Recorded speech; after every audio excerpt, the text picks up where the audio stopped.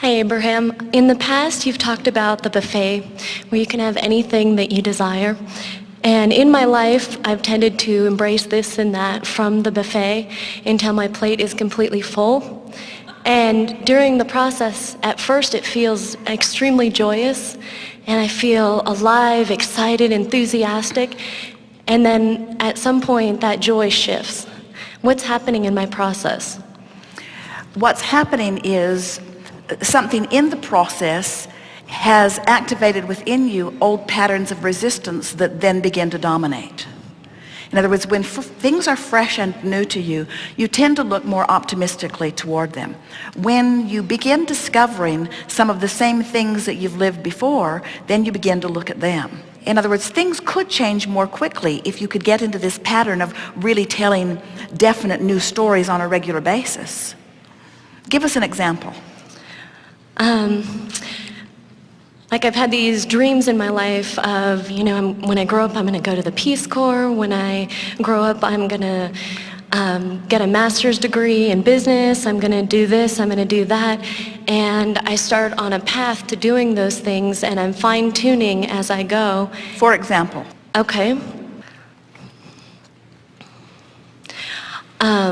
For example, I was on the path of becoming a minister, and I really loved it, and I enjoyed it. And all of a sudden, in the middle, I started finding all these interests outside of that and didn't necessarily follow through or complete that aspect, and lost interest. You called it a path. You didn't call it a destination.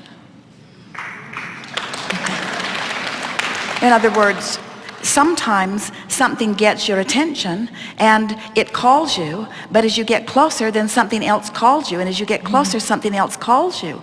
And if what's bothering you is that you're not completing the details of what you set out, we want you to get over that. In other words, it's like the universe is calling you, and you are deciphering the calling as best you can from where you are, and as you get closer to the calling, you get a clearer view.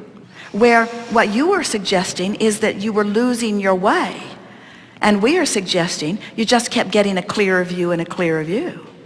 In other words, we've talked about this energy that is summoning you and how it feels to you like it is a downstream momentum. And how when you relax and allow yourself to follow the path of least resistance, you will keep discovering different shiny things along the way that will continue to make it interesting for you. In other words, there's no ending to the way it will continue to unfold. So the way it plays out is, you stand where you are, which is all you can do, and contrast surrounds you. It always, always does. There is always within every particle of everything what is wanted and lack of it.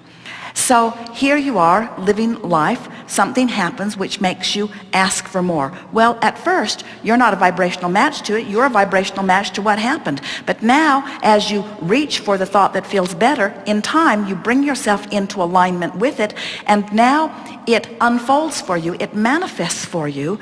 And right along with that manifestation is another platform with another set of contrasting experiences, which cause you to ask for more, which at first feel odd to you, but as you look at it and talk about why you want it and line up with it, now you achieve vibrational alignment with it, and now it manifests, but it also brings another set of contrasting experiences which causes you to ask for more.